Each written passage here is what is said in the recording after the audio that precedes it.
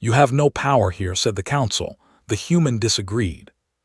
The doors had not fully opened when the first voice hit me. "The petition is denied." I had not even reached the speaking platform yet. I had not introduced myself.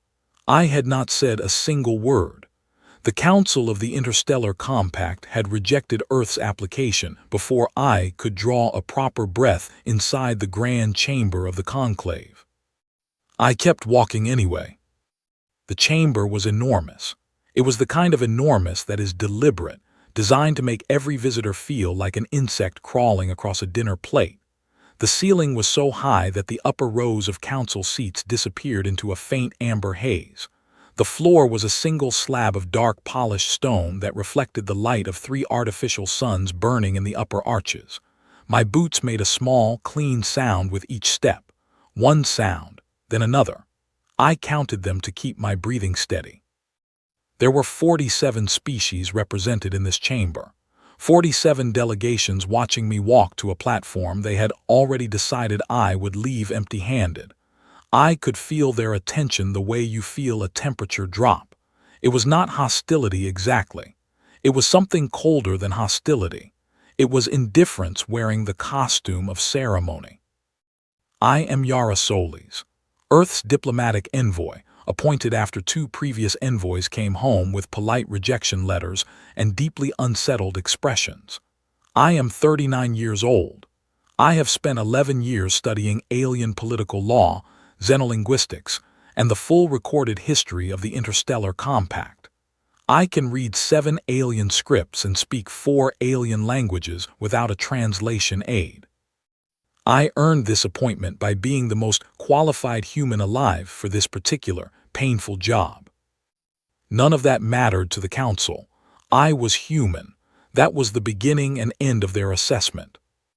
The speaking platform was a raised disc of pale stone, 6 meters across, positioned at the center of the chamber floor. A single standing light illuminated it from above, the way a spotlight finds an actor on a stage. I stepped onto it and placed my datapad on the small ledge at its edge. I looked up. The council speaker was Sethkal of the Vorthon delegation. The Vorthon were among the oldest species in the compact, predating human civilization by roughly 40,000 years. Sethkal had 9 limbs, a central body the color of charcoal, and 3 sets of eyes arranged in a triangle above a speaking apparatus that could produce sounds across a range no human throat could match. He was ancient in the way mountains are ancient.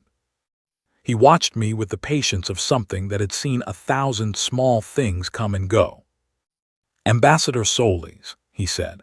The translation feed in my earpiece rendered his voice as a low, unhurried tone, like a stone being dragged slowly across another stone. "Earth's petition for compact membership has been reviewed. The Council's determination is that your species does not yet meet the threshold of civilizational maturity required for full membership. This is the 3rd such determination. You may submit again in 50 of your years." 50 years. 50 years to a Vorthon was probably a short pause between thoughts. "With respect, Council Speaker," I said, keeping my voice level, "I would like to present Earth's case directly before any determination is finalized." "The determination has been finalized," Sethkal said. "You were informed of this before your arrival." I was informed of a preliminary finding. The Compact's own procedural code, Section 4, Article 2, states that any petitioning species may address the full council in open session before a denial becomes binding. I am exercising that right. A sound moved through the chamber. It was not quite a murmur. It was more like 47 different species making 47 different small sounds of surprise and irritation at the same moment. The translation feed gave up trying to render it and simply flagged it as negative ambient response. Sethkal was quiet for a moment.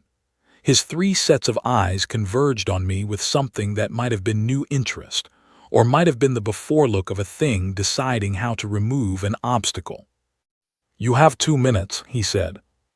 2 minutes? I had prepared for 20. I took one breath and began. Earth achieved faster-than-light travel 14 years ago. In the 6 years before that, we ended our last global conflict, not because we were forced to, not because of external pressure, but because a coalition of nations decided collectively that the cost of continuing was greater than the cost of change. We did that ourselves. We have since reduced our atmospheric damage by 60%. We have eradicated 11 diseases that had claimed lives continuously for centuries. We have a functioning, unified diplomatic corps that represents every nation on Earth, which is something we have never had before in our entire history. I paused for exactly 1 second. We are not perfect, we have never claimed to be. We are young, but we are not dangerous, and we are not going away. The 2 minutes ended. Sethkal lifted one of his upper limbs, a gesture that the translation feed identified as formal dismissal. "The determination stands," he said. "You have no power here, human. Return when your species has demonstrated the patience of ages." The chamber laughed. 47 species, in 47 different ways, found that funny. The sound was layered and strange, and it filled every corner of that enormous room. It bounced off the dark, polished floor and came back to me from below as well as above. I did not leave. I walked to the diplomatic waiting alcove on the east side of the chamber floor, a long stone bench set against the wall, used historically for delegations waiting to speak. It was technically considered a part of the chamber floor. It was covered by the compact's hospitality protocols, which meant that no one in this chamber could compel a diplomatic representative to vacate it by force without violating their own foundational law. I had read about that provision during my preparation. I had spent 3 weeks confirming that it still applied, that no amendment had quietly removed it, that it was not a theoretical protection but an active one. I sat down. I opened my datapad. I began to read. The laughter faded. The chamber went quiet in a way that felt different from before, not indifferent, uncertain. As Sethkal looked at me across the chamber floor, I looked back at him. I did not smile. I did not need to. The security protocols activated. A soft chime sounded through the chamber speakers. The compact's automated systems identified me as a non-member presence in a member space and began the formal removal process. I had already filed a procedural challenge to that removal under Section 12 of the compact's Visiting Rights Charter, citing the hospitality protocol directly. The challenge would take a minimum of 6 hours to process. I had 6 hours. I opened the compact's full legal archive on my datapad, went to page 1, and started reading from the beginning. Outside the chamber's high arched windows, the gas giant turned slowly in the dark, vast and unhurried, completely uninterested in the small drama playing out above it. I understood how it felt. I kept reading. They came for me 4 times in those first 6 hours. The first was a security officer, a tall Drenathi in formal gray, who stood in front of the alcove and informed me in careful, translated tones that my presence was a violation of chamber protocol. I showed him my procedural challenge filing on the datapad screen. He looked at it for a long moment, consulted his own device, and walked away without another word. The second was a compact legal clerk, very young, with luminous amber eyes and a nervous energy that translated across species lines without any difficulty. Her name was Ush. She told me that my challenge was under review, but that I was creating considerable disruption, and perhaps I might be more comfortable in the visitor reception areas on the station's upper level, which had better seating and a functioning food dispenser. I told her I was comfortable where I was. She lingered. I could tell she wanted to ask something. I waited. "Why are you doing this?" she finally said. Her translator rendered the question in a flat, precise tone that didn't carry what I suspected was genuine curiosity in her original voice. "Because I have a right to be here," I said, "and because someone should use it." She left. She came back twice more that day for reasons that were technically official but felt personal. The second time she brought a small folded square of something that turned out to be a very thin thermal layer, like a compact blanket. The chamber got cold at night cycle, she said. She put it on the bench beside me without waiting for a response and walked away quickly, as if she hadn't done it. I noted that. Humans are good at noticing things that people do when they think no one is watching. The third visitor was a Vorthon subordinate delivering a formal written notice that my procedural challenge had been reviewed and dismissed. I filed an appeal within 4 minutes, citing a different subsection than the original challenge. The appeal would take another 12 hours to process. The fourth was Sethkal himself, which surprised me. He came alone, no retinue, moving across the empty chamber floor in the quiet of what the station's systems called night cycle, though no actual night existed this far from any star. He stopped in front of the alcove and regarded me with 2 of his 3 eye sets. The third appeared to be watching the far wall. I was not sure if that was intentional. "You intend to stay," he said. "Yes," I said. "You will not achieve anything by staying. The Council's decision was not made lightly. Your species has a history of rapid escalation, of conflict, of instability. We have watched you for decades. The determination reflects that observation." "I know," I said, "and you're not entirely wrong. We have that history, but history is not destiny. If it were, the compact itself wouldn't exist. 3 of your founding species had histories of conflict far longer and far worse than ours before they chose something different." His speaking apparatus moved in a way that the translation feed could not render. I did not know what it meant. Possibly nothing, possibly everything.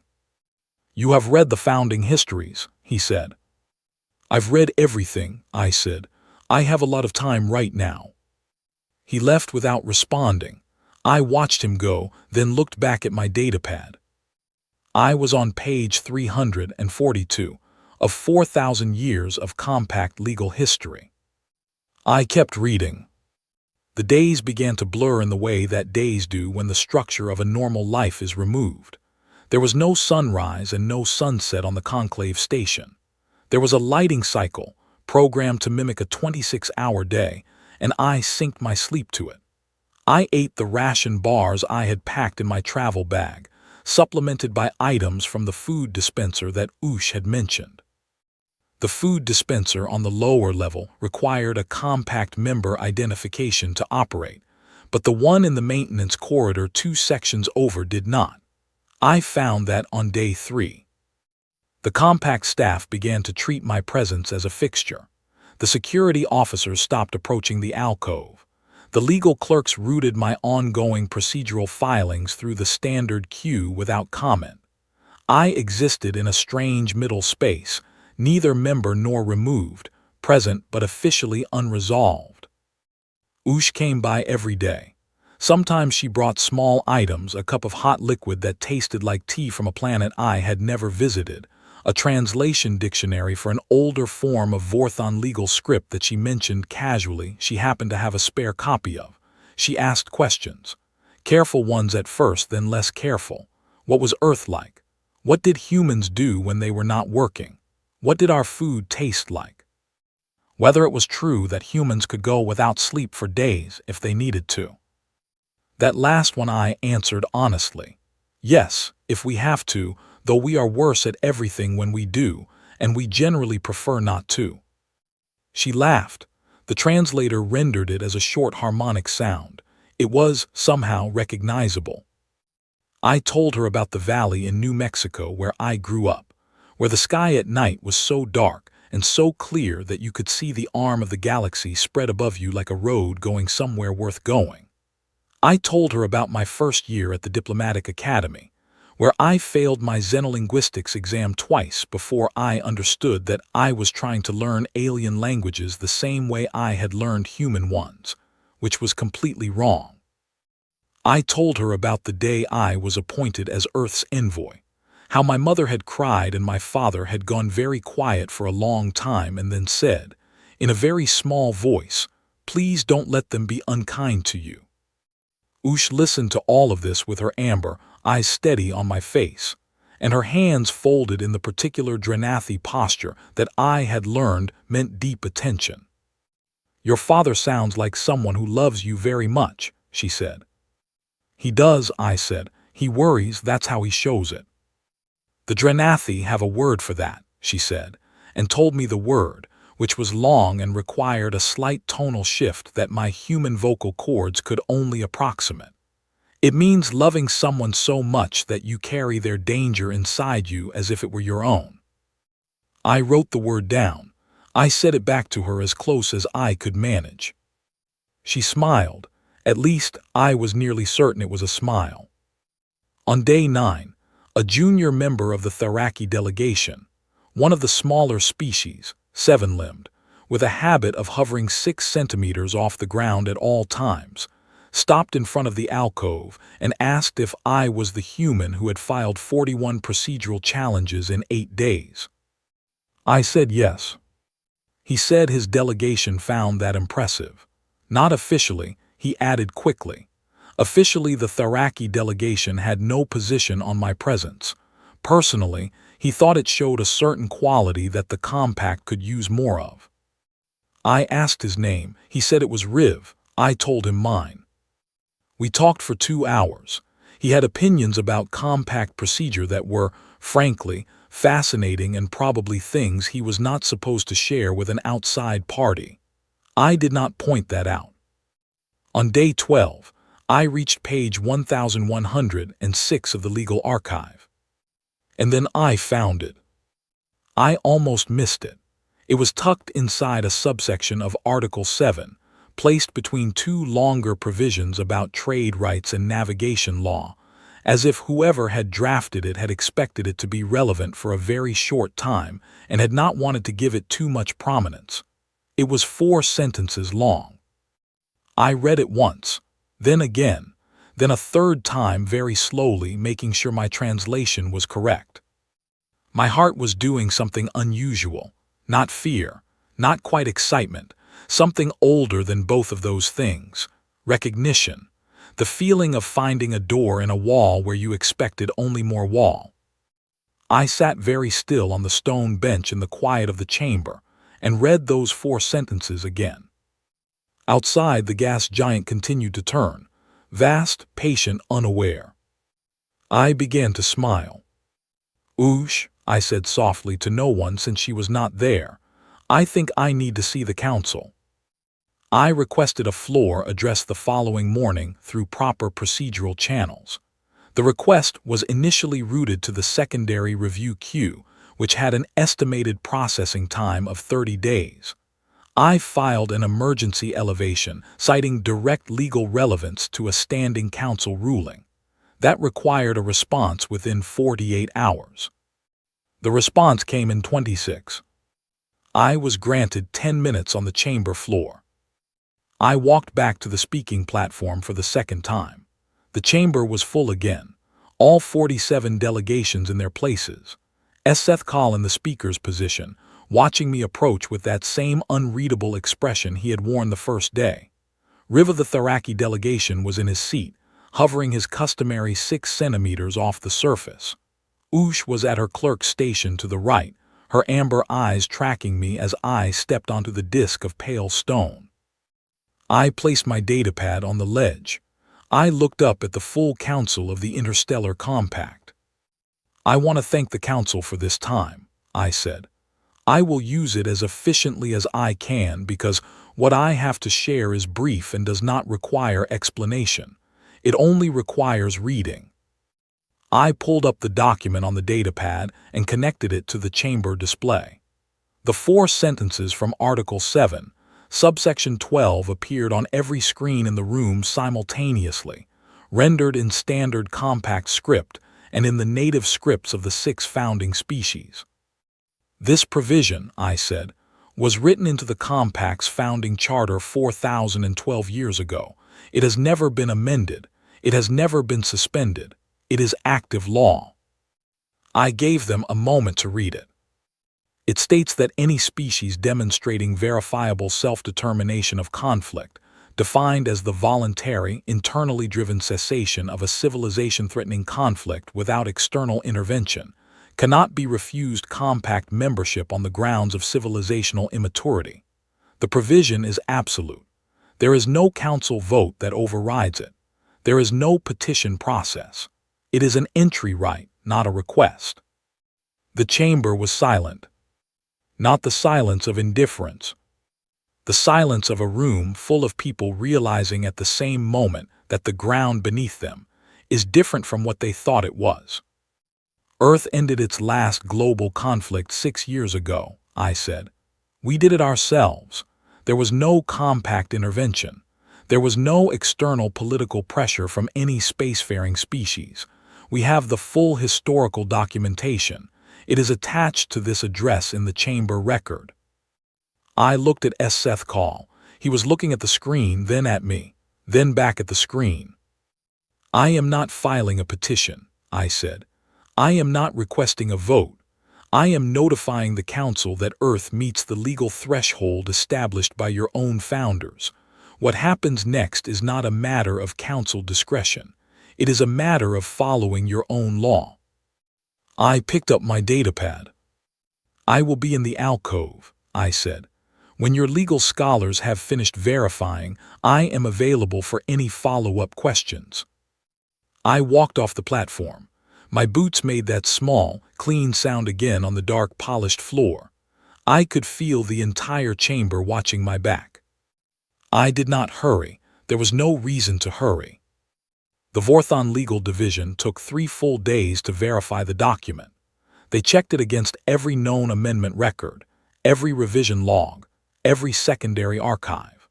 They consulted 2 external legal historians from non-compact species who specialized in ancient compact law.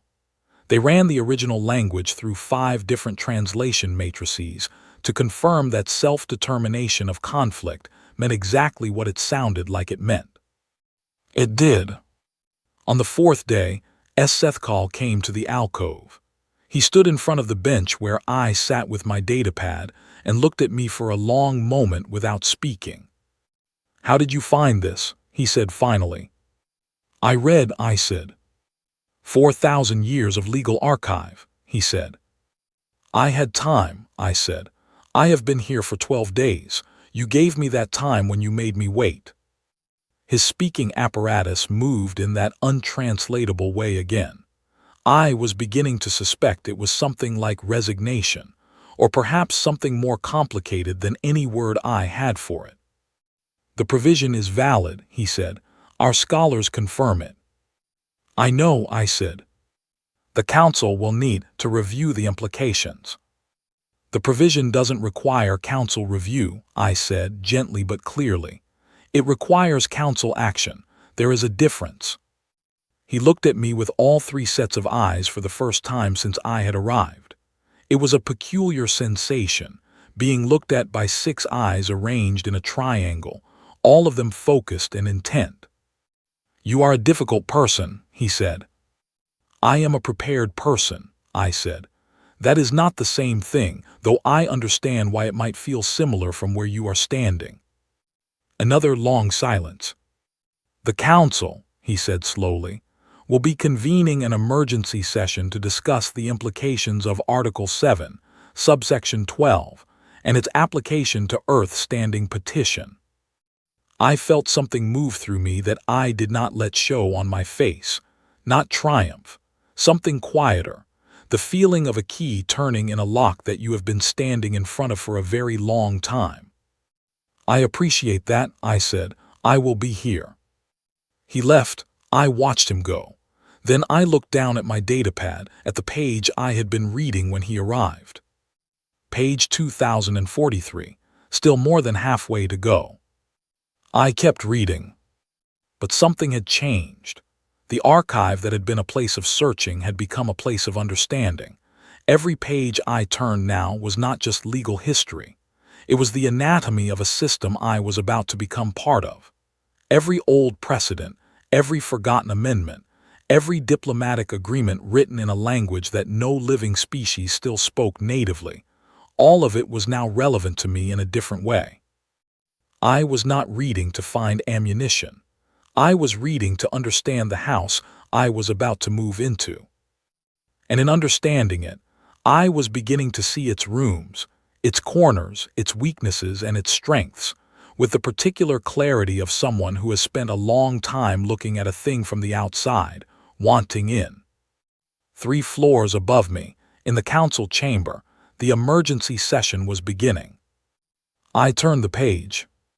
The vote was scheduled for the last day of the month cycle, 18 days away. I know what you are thinking. You are thinking, what vote? The provision is automatic, there is no vote. And you are right. There is no vote to admit Earth. The Compact's own law made that clear. But there is a vote to amend the law itself, and the Council had done the calculation and realized that if Article 7, subsection 12 remained on the books, they would have no legal basis to refuse Earth, and no legal basis to refuse any future species that met the same threshold. It was a loophole the size of a planet, and they intended to close it. The amendment process required a 2/3 majority. Of 65 current Compact member delegations, 44 had to vote in favor to pass. The Council's inner circle, Seth calls Vorthon delegation, the massive Keldras bloc, the tightly organized Moor Federation, and 2 others controlled 31 votes between them. They needed 13 more from the independent delegations. I had 18 days to make sure they did not get them. I could not vote. I was not a member. I could not speak on the floor during amendment proceedings. I could not attend closed sessions. I had almost none of the formal tools that a diplomat inside the system would have. What I had was time, a functioning datapad, a stone bench, and the fact that 18 days of being visibly, stubbornly, politely present in the Compact's own chamber had made me, in a small way, familiar. Familiar is a tool. Underestimated people know that better than anyone. I started with Ush. I did not ask her to do anything. That was important. I did not approach any Compact employee or delegation member and ask them to help me. What I did was continue the conversations we had already been having, and in those conversations, I was honest about what was happening and why I thought it mattered. The amendment is not just about Earth, I told Ush one evening, over cups of the tea-like liquid she had started bringing regularly. If they close Article 7, they are saying that a species can do everything right, end its conflicts by itself, develop responsibly, meet every stated threshold and still be refused. Because the Council decides when enough is enough. That is not a law, that is a preference. Ush was quiet for a long moment. She was looking at her cup. The Dranathi have been Compact members for 800 years, she said. I know, I said. But we were small when we joined. There were council members who argued we were too small, too few, not significant enough. There was a provision in the charter that protected us. She did not say anything else. She did not need to. I talked to Riv of the Tharaki delegation again, and again after that. Not about Earth's case specifically.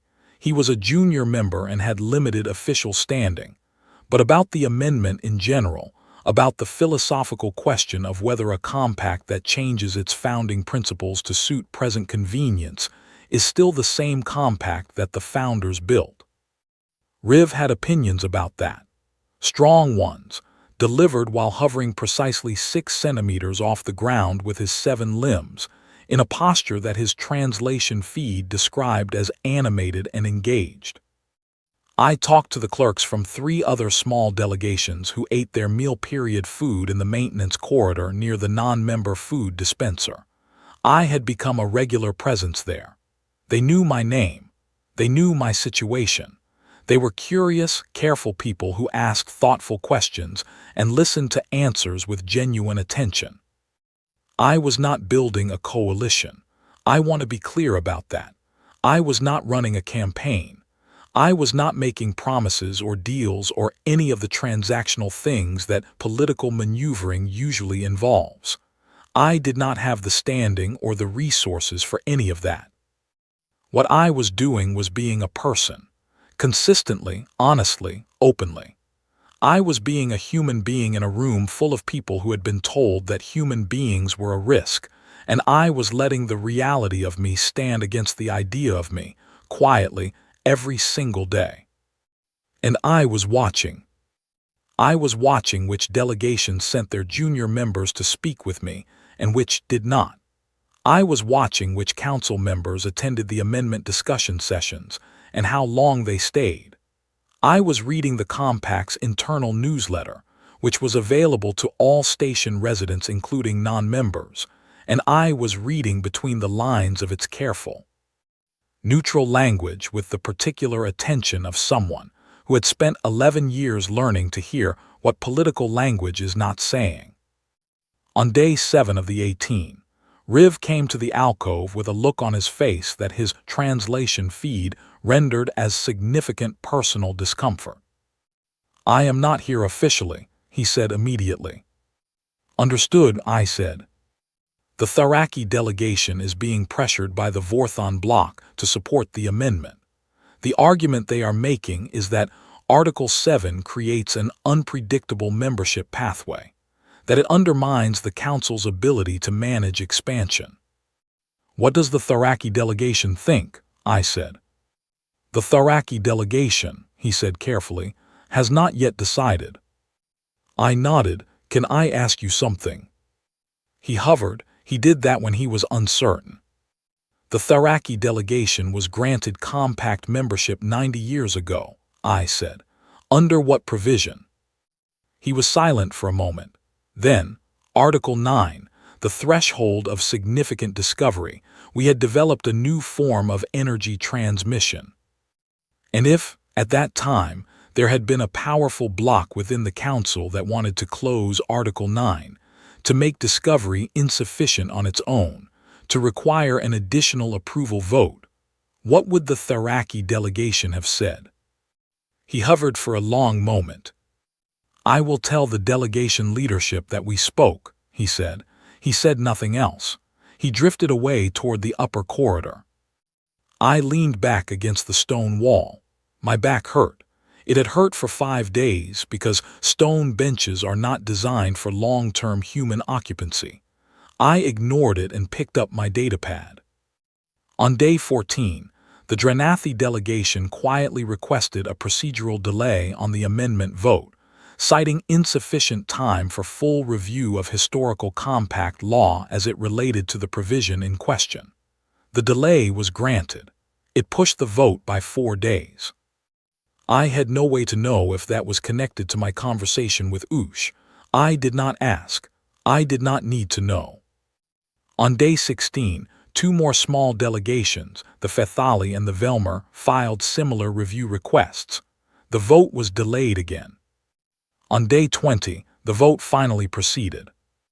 I sat in the alcove on the morning of the vote with my hands flat on my knees and my datapad off, for the first time in weeks. There was nothing left to read, nothing left to prepare. Everything I could do had been done. Now it was in the hands of 65 delegations sitting in a room I was not allowed to enter. I sat very still and waited. Ush found me there 2 hours after the vote began. She came quickly, her footsteps sharp and light on the stone floor, and she stopped in front of me and stood for a moment with her amber eyes bright, and her hands clasped together in the Dranathi posture that meant, as best as I had come to understand it, I am holding something carefully because I do not want to drop it. 34 delegations voted against the amendment, she said. The amendment needed 44 to pass. It received 31. I exhaled slowly. The breath went out of me like something that had been held too long. The amendment failed, Ush said unnecessarily, because she could see on my face that I had already understood. Then she said, more quietly, "The Council will be issuing Earth's formal membership confirmation within 72 hours. It is required under Article 7. I sat there for a moment more. The chamber was somewhere above me, full of 47 species processing something that had not gone the way they expected. Sethkal was somewhere above me, doing whatever a Vorthon does in private when a thing they were certain of turns out to be uncertain. I thought about my father, sitting in our house in New Mexico, 800 light-years away, waiting for a message he had been waiting 11 years to receive. I raised one hand, not a wave, a slow, deliberate salute, to the chamber, to the walls, to the process that had been long and cold and hard and had eventually, because of its own internal logic, worked. "Thank you," I said, to no one in particular. Ush smiled. This time I was completely certain it was a smile. Earth's seat was a single chair at the far left end of the council floor, the newest addition to a row that had not changed in decades. The chair was smaller than the others. The nameplate was fresh, the lettering not yet worn at the edges. The terminal beside it had been configured for human interface 2 days before my formal swearing-in, which I appreciated, though the default font size was set to something that might have suited a species with much better close-range vision than mine. I fixed the font size myself. That felt like the right way to begin. The first session I attended as Earth's Compact Ambassador, I said nothing. I had made a decision before I walked into that chamber for the third and final time. I would listen for the first 30 days. Every delegation, every procedural motion, every debate. I would not speak unless directly addressed, and even then briefly. I would learn the room before I tried to change anything in it. Humans are good at watching. We have always survived partly by being very good at reading situations that are not ours yet, at understanding the logic of spaces we are new to. It is a skill built from long experience of being the smallest creature in a given environment. You pay attention when you are small. You notice everything when you do not know which things matter yet. What I noticed in those first 30 days filled more pages of notes than I had accumulated in the entire previous year. I noticed that the Keldras block controlled 3 critical trade route approvals, but depended on 2 smaller delegations for navigational data, and that those smaller delegations were quietly frustrated with how the arrangement had evolved over the past century. I noticed that the Moor Federation's lead ambassador, a careful, methodical being named Sarevroman II, arrived at every session with a set of printed documents in addition to her digital files, which meant she preferred to annotate by hand, which meant she was someone who thought more carefully than she spoke. I noticed that the Tharaki delegation, Riv, had been promoted to full speaking member 2 weeks after the amendment vote, for reasons that were officially unrelated, sat together in a cluster that leaned slightly toward the Drenathi section, a small geography of alignment that said something about where their recent sympathies had settled. I noticed that Sethkal watched me in every session with one set of eyes while his other 2 sets faced forward. I chose to read that as engagement rather than suspicion. It could have been either. On day 32, my first opportunity to speak came not from a grand moment, but from a procedural disagreement about shipping lane jurisdiction in a contested sector near the rim. 2 delegations were presenting conflicting claims. The debate had been going in circles for 2 hours and was heading toward a 30-day review committee that no one seemed enthusiastic about. I raised the speaking indicator. It was a small amber light on the terminal edge, and it was the first time I had touched it. The chamber noticed. The change in attention was physical. I said, "The Velmer Compact records from 60 years ago contain a documented precedent for this type of overlapping claim.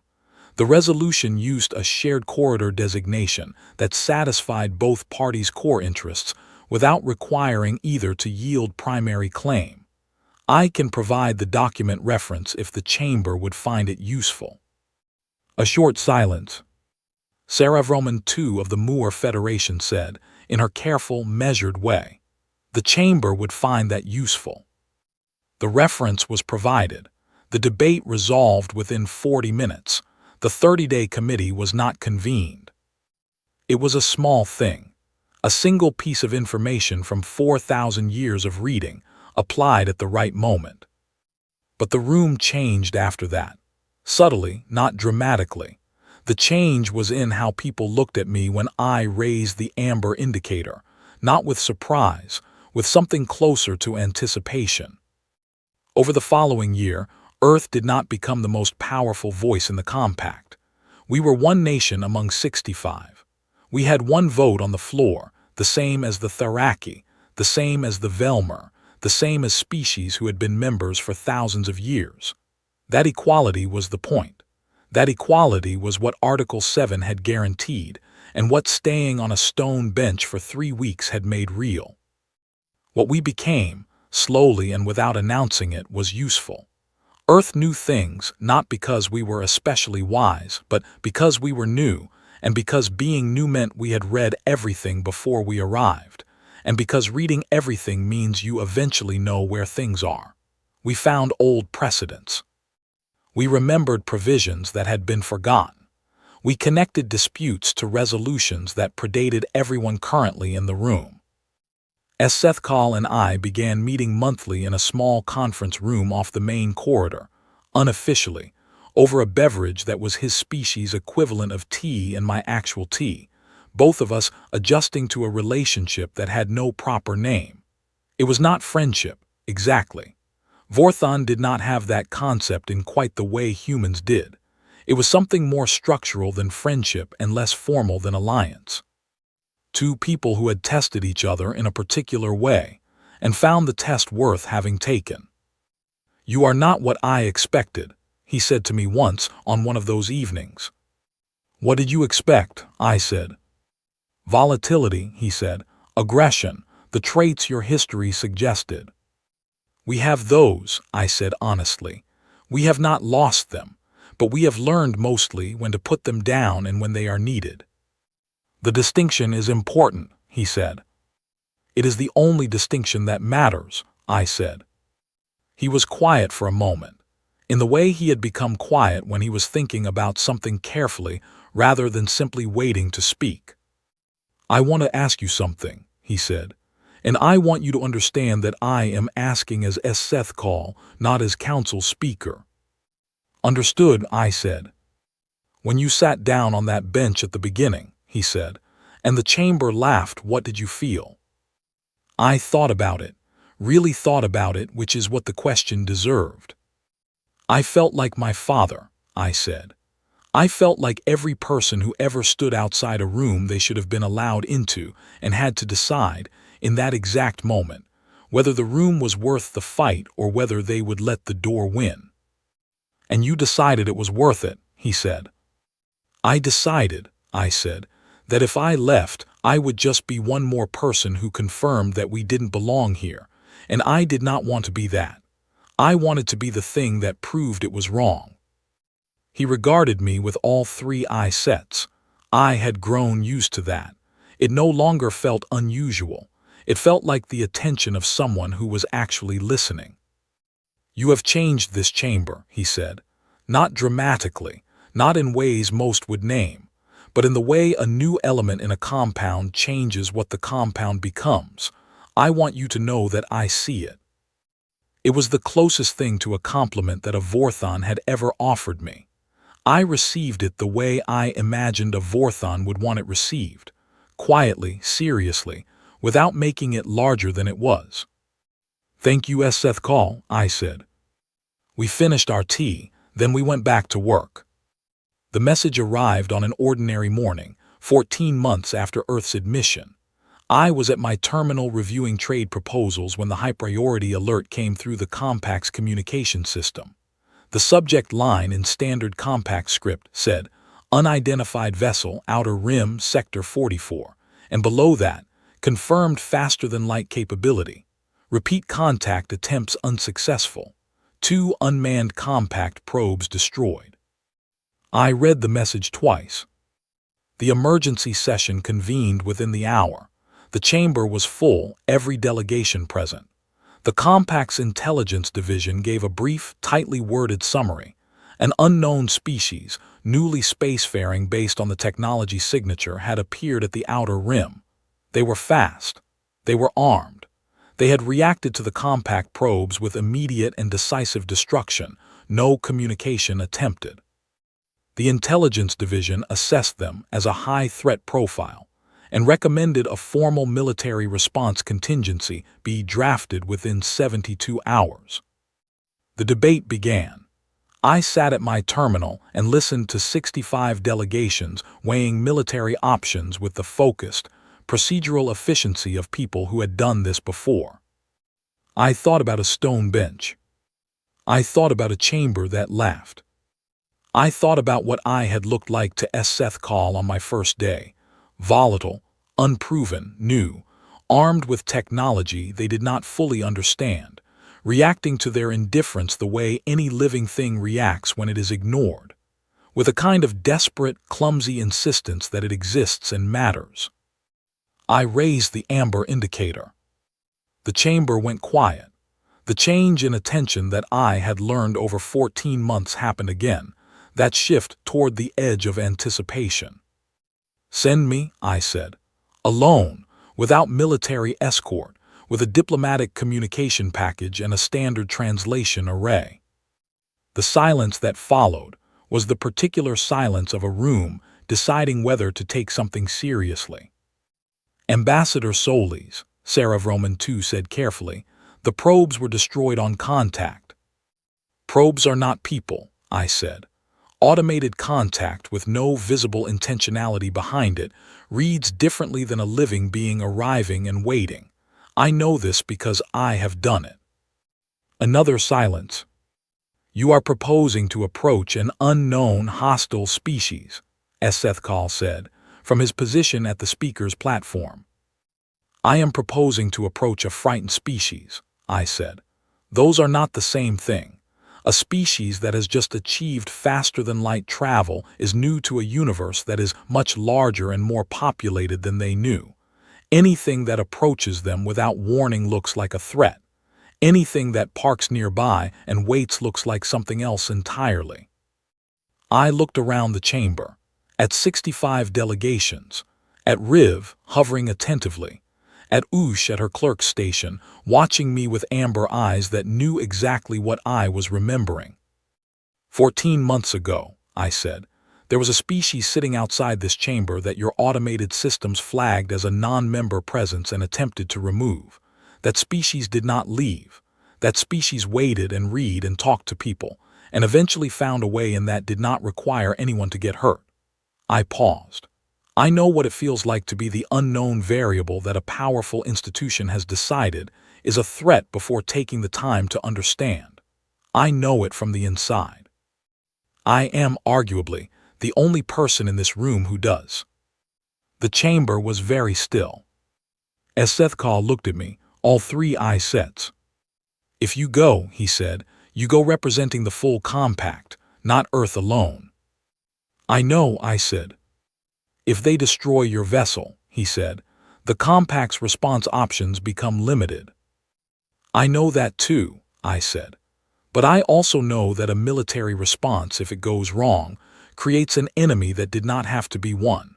And I know that the compact was built, at its beginning, by species choosing not to do the easy, violent thing when a harder, better thing was possible. I let that sit in the air of the chamber. Let me try the harder thing first, I said. That is all I am asking. As Seth Call was quiet for a long moment, the chamber was quiet with him. The council will vote, he said. The vote was 41 to 24 in favor of a diplomatic approach.